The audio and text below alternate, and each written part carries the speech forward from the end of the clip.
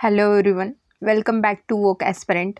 आणि woke aspirant या चॅनलवरती आपण स्टुडंटसाठी ज्या काही महत्त्वाची इन्फॉर्मेशन असेल, म्हणजे त्यांच्या गव्हर्मेंट जॉबच्या ज्या ॲड वगैरे येतात किंवा स्टुडंटसाठी ज्या गव्हर्मेंट स्कीम असतात त्यांच्याबद्दल डिस्कशन करत असतो.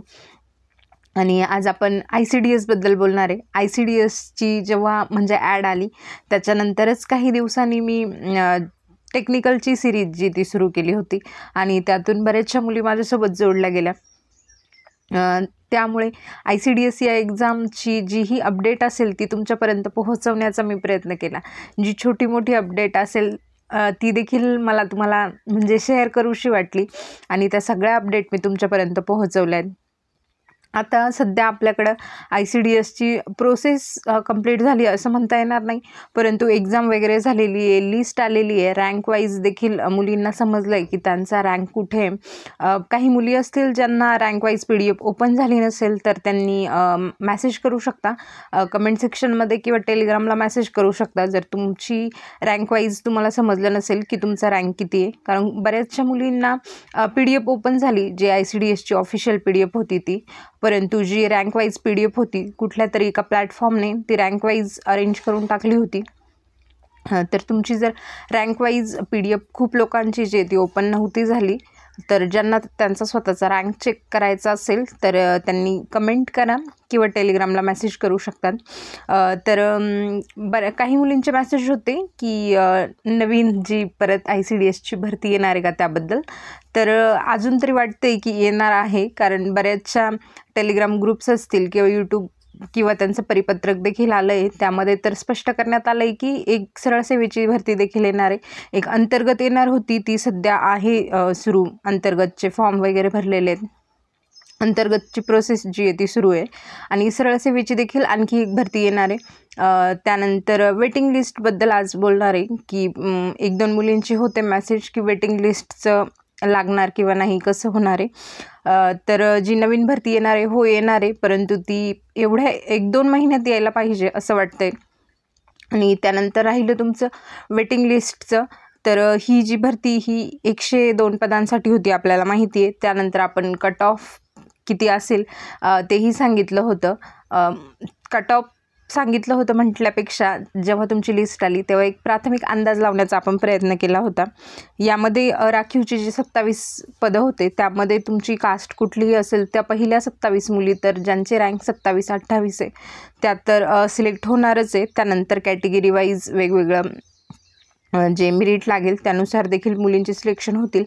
तर आता यामध्ये झालं आहे की काय की बऱ्याचशा एक्झाम ज्या आहेत सोबतच झाल्या आहे, म्हणजे समाज कल्याण असेल किंवा महिला बालविकास असेल, या एक्झामसोबतच झाल्या आहे. जर या 102मधल्या काही मुलींनी जर समाज कल्याणसारख्या पोस्ट निवडल्या किंवा महिला बालविकाससारख्या पोस्ट निवडल्या आणि जास्तीत जास्त मुली ज्यांचा ICDS आणि महिला बालविकास किंवा ICDS आणि समाज कल्याणमध्ये सिलेक्शन झालं आहे, तर त्या शक्यतो समाज कल्याण किंवा महिला बालविकासकडे जातील ICDS घेण्यापेक्षा. तर जर असं झालं तर इथं वॅकंट सीट जे ते राहतील, त्यामुळे इथे वेटिंग लिस्ट जी आहे ती लागेल. परंतु ही प्रोसेस लगेच नाही होणार की त्या मुलींनी लगेच त्यांचं पद सोडलं किंवा त्यांची जागा सोडली आणि लगेच तिथे वेटिंग लिस्ट लागेल असं होणार नाही. यात थोडासा वेळ जाईल. त्यांना जर काही लोक डॉक्युमेंट व्हेरिफिकेशनला गैरहजर राहिले तर ते एक होईल. त्यानंतर बरेचसे लोक जॉईनिंग करत नाही ते एक राहील. परंतु या सगळ्यांमध्ये थोडा वेळ असतो. त्या जे गैरहजर उमेदवार आहेत त्यांना देखील थोडासा वेळ दिला जातो. एक 6-7 महिन्यांचा त्यांना वेळ दिला जातो. त्यानंतर मग पुढची प्रोसेस जी आहे ती स्टार्ट होते. तुम्ही जर म्हणजे तुम्हाला वाटत असेल की सिलेक्शन होत नाही आहे परंतु वेटिंग लिस्टमध्ये असण्याचा कुठेतरी चान्सेस आहे, तर तुम्हाला पेशन्स जे ते ठेवावे लागतील. कारण ही प्रोसेस लगेच होणारी नाही आहे की 1-2 महिन्यात वेटिंग लिस्ट लागेल असं होणार नाही. वेळ जाईल यात. ॲटलिस्ट म्हणजे आणखी तर रिझल्ट पण लागला नाही आहे, मग डॉक्युमेंट व्हेरिफिकेशन वगैरे ती तर वेगळी गोष्ट आहे. फक्त लिस्ट आलेली आहे, आणखी रिझल्ट लागायचा बाकी आहे. रिझल्ट लागेल, मग त्यानंतर कॅन्डिडेट्सला जे ते डॉक्युमेंट व्हेरिफिकेशनसाठी वगैरे बोलवलं जाईल. ॲटलिस्ट तुम्ही जर तशा कुठल्या अपेक्षित असतील काही विद्यार्थिनी, तर त्यांनी ॲटलिस्ट 1 वर्ष तर पकडूनच चला, कारण आणखी 1-2 महिने रिझल्ट कधी लागेल ते माहीत नाही, कारण लिस्ट येऊन बरेच दिवस झाले, आणखी रिझल्टचा काही पत्ता नाही आहे. त्यामुळे आधी रिझल्ट लागेल, त्यानंतर मग 6-1 महिने त्या कॅन्डिडेटला दिले जातील की तुम्ही येणार आहे की नाही जॉईनिंग करायला. त्या 6-1 महिने संपल्यानंतर त्यानंतर मग पुढची प्रोसेस जी आहे ती स्टार्ट होईल. आणि असं नाही की ते 6 महिने संपल्यानंतर लगेचच लिस्ट लावतील किंवा लगेचच भरती जी आहे ती सुरळीतपणे सुरू होईल, असं कधीच होत नाही. नेहमी टाईमलाईन पण संपून जाते आणि त्यानंतर बऱ्याचशा दिवसांनी प्रोसेस जी आहे ती होत असते. आणि एवढंच सांगायचं होतं. त्यानंतर आपल्या बऱ्याचशा ज्या मुली आहेत त्यांनी जर नवी मुंबईचा बहुउद्देशीय आरोग्य कर्मचारी याचा फॉर्म भरलेला असेल, तर त्यासाठी देखील आपण टेक्निकलची जी ती सिरीज घेऊन येतो आहे. कारण बाकीचे जे सरळ सेवेचे सब्जेक्ट आहे, स्टुडंट जे ते बाकीचे सगळेच करतात तयारी, परंतु टेक्निकलचाच थोडासा प्रॉब्लेम येतो आहे. तर टेक्निकलसाठी ती सिरीज आपण लवकरच घेऊन येणार आहे.